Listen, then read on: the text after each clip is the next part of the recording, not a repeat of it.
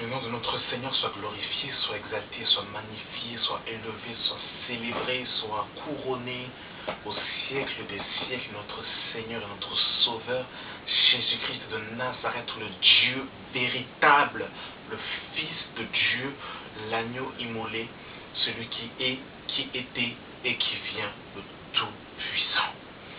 Merci Seigneur pour cette nouvelle vidéo. Que le Saint-Esprit soit avec moi au travers de cette vidéo et que la parole de Dieu pénètre le cœur des enfants de Dieu. Que la parole de Dieu ramène à la vérité ceux qui se sont égarés et que le Saint-Esprit nous parle audiblement au travers de cette vidéo. La puissance de Dieu. Frères et sœurs, nous devons connaître quelle est la puissance de Dieu. La puissance de Dieu. Frères et sœurs, Dieu ne travaille pas avec les orgueils. Si vous voulez voir la main de Dieu agir dans votre vie, il y a une chose que vous devez ôter de votre cœur, c'est l'orgueil. Il y a une chose que vous devez ôter de votre cœur, la méchanceté. Une chose que vous devez enlever de votre cœur, d'avoir une trop haute opinion de vous-même. Ce que vous devez enlever de votre cœur, de vous rendre sage à vos propres yeux. Vous devez ôter ces choses de votre cœur. Parce que la puissance de Dieu, frères et sœurs, agit dans la faiblesse.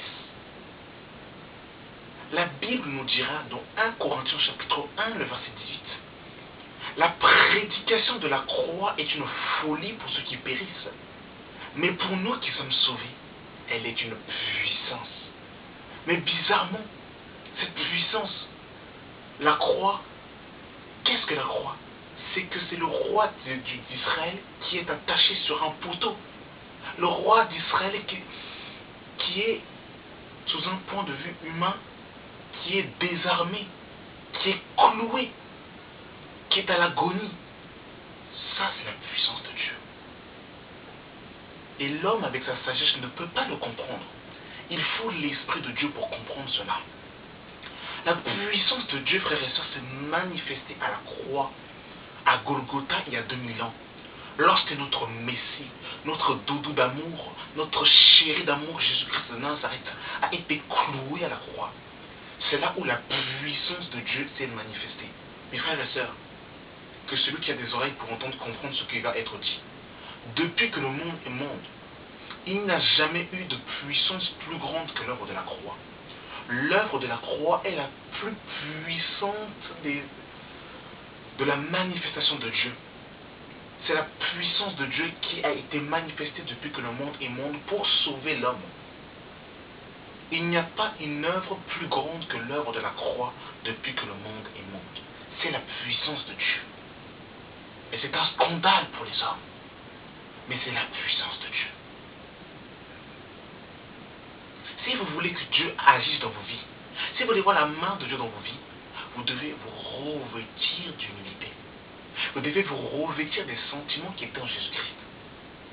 Et vous devez dépendre totalement de Dieu et ne pas vous reposer sur vos propres forces. Je suis dans 2 Corinthiens chapitre 12. À partir du verset 6. Si je voulais me glorifier, je ne le ferais pas un insensé. Je ne serai pas un insensé, car je dirai la vérité. Mais je m'en abstiens, afin que personne n'ait à mon sujet une opinion supérieure à ce qu'il voit en moi ou à ce qu'il entend de moi. Et pour que je ne sois pas enflé d'orgueil, à cause de l'excellence de cette révélation, il m'a été mis une écharpe dans la chair, un ange de Satan, pour me souffler et m'empêcher de m'enorgueillir. 3 fois, j'ai prié le Seigneur d'éloigner de moi, et il m'a dit, ma grâce te suffit, car ma puissance s'accomplit dans la faiblesse. Ma grâce te suffit, car ma puissance s'accomplit dans la faiblesse. Oh, frères et sœurs, mon frère, ma sœur, si tu te considères comme étant quelque chose, sache que Dieu ne pourra pas travailler dans ta vie. Vous savez, il y a une image terrible. Je vais prendre une image du monde pour illustrer cette chose.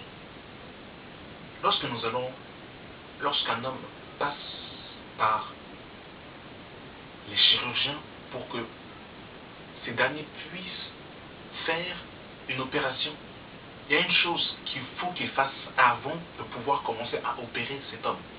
Il faut d'abord que cet homme soit endormi. Littéralement, il faut qu'il soit dans un état de faiblesse. Il faut qu'il soit dans un état de sommeil pour que les chirurgiens puissent pouvoir traiter son corps comme ils le veulent. Et bien avec Dieu c'est pareil. Dieu ne peut pas travailler avec quelqu'un qui se considère fort. Dieu ne peut pas travailler avec quelqu'un qui se considère comme étant arrivé.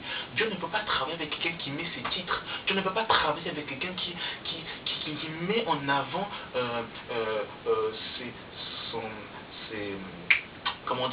son niveau scolaire, qui met en avant ses expériences dans le Seigneur. Dieu travaille avec les gens qui sont humbles, les gens qui dépendent de lui, les gens qui se considèrent faibles, mais qui voient que leur force est en Dieu. Il faut que nous comprenions ces réalités spirituelles, frères et sœurs. C'est important, c'est incontournable, c'est capital. C'est capital. Regardez. 1 Corinthiens chapitre 1, le verset 18. Car la prédication de la croix est une folie pour ceux qui périssent, mais pour nous qui sommes sauvés, elle est une puissance.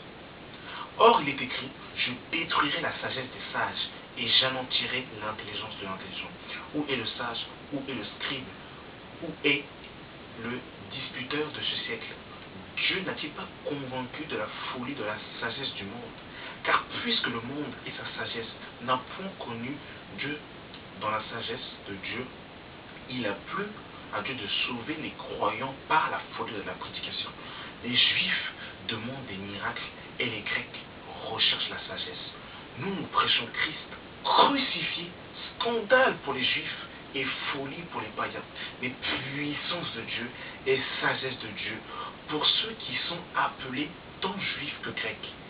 Car la folie de Dieu est plus sage que les hommes et la faiblesse de Dieu est plus forte que les hommes.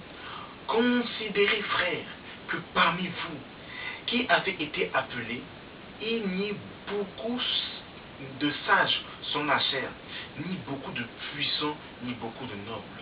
Verset 27. Écoutez, mes frères et sœurs. Mais Dieu a choisi les choses folles du monde pour confondre les sages. Dieu a choisi les choses faibles du monde pour confondre les forts. Et Dieu a choisi les choses viles du monde et celles qu'on méprise, celles qui ne sont point pour réduire au néant celles qui sont, afin que nulle chair ne se glorifie devant Dieu. Vous savez, frères et sœurs, Dieu a utilisé la poussière. Il a pris la poussière et il a insufflé dans ses narines. Et l'homme est devenu homme. Et c'est avec la poussière là que Dieu veut faire éclater sa gloire. Vous vous rendez compte? Dieu a utilisé la poussière, les choses viles, pour faire éclater sa gloire. Dieu travaille avec les gens qui se considèrent comme pas prêts. Je donne des exemples bibliques. Moïse, qui avait du mal, qui n'était pas très éloquent, Dieu lui dit, tu vas aller voir Pharaon et lui dire de libérer mon peuple. Et Moïse disait, mais je ne sais pas parler. Dieu a dit, je serai avec toi. Lorsque Dieu dit à Jérémie qu'il sera prophète, qu'il avait établi avant même qu'il soit dans le sang de sa mère, Jérémie a dit, Seigneur, je suis petit. Le Seigneur a dit, ne dis pas je suis petit, car je serai avec toi. Mes frères et sœurs, avec Dieu, il ne faut jamais se considérer comme étant arrivé. Il faut dépendre de lui. Il faut être dans un état comme le Seigneur, se revêtir d'humilité pour que la puissance de Dieu puisse se manifester dans nos vies. Parce que Dieu ne travaille pas avec les orgueilleux. Et je termine par un dernier passage, Ésaïe 53. C'est pour ça, mes frères et sœurs, ne dites pas, oui, je ne peux pas parler de Jésus parce que j'ai un accent, je ne sais pas très bien parler français.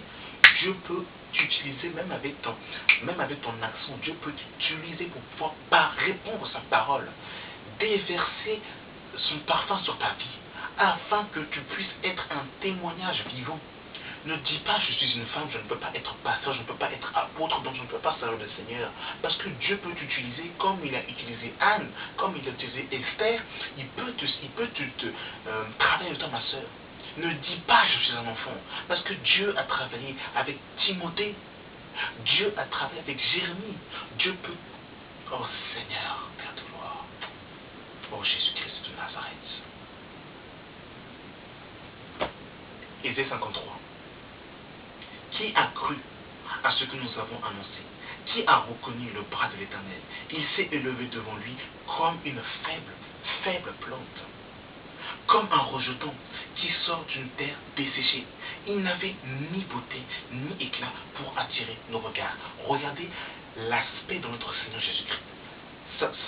Oh, c'est terrible. Méprisé et abandonné des hommes. Homme de douleur et habitué à la souffrance, semblable à celui dont on détourne le visage. Nous l'avons dédaigné et nous n'avons fait de lui aucun cas. Cependant, il a porté nos souffrances. Il s'est chargé de nos douleurs et nous l'avons considéré comme puni, frappé de Dieu et humilié. Mais il était blessé pour nos péchés, brisé pour nos iniquités. Le châtiment qui nous donne la paix est tombé sur lui. Et c'est par ces meurtrissures que nous sommes guéris. Les Juifs sont passés à côté de leur Messie parce qu'ils voulaient un Messie qui arriverait dans la gloire, comme David. Un guerrier qui soit d'un aspect qui frappe les regards. Mais Dieu a choisi son Messie, un Messie qui n'avait rien pour attirer le regard, qui était semblable à une... Oh, c'est terrible. Voilà pourquoi il faut considérer les hommes et les femmes que Dieu utilise, non avec l'œil humain. Sinon, on peut passer à côté des véritables enfants de Dieu. Il faut être dans l'esprit pour voir les hommes et les femmes que Dieu utilise, l'armée de Dieu. Sinon, si on considère que les hommes de Dieu sont toujours en costume et cravate, on va passer à côté de Dieu. Que Dieu vraiment nous aide à considérer ces choses. La puissance de Dieu se manifeste dans la faiblesse. Que Dieu nous aide, mes frères et sœurs. Merci d'avoir suivi cette vidéo. Que Dieu vous bénisse au nom de Jésus-Christ. Amen.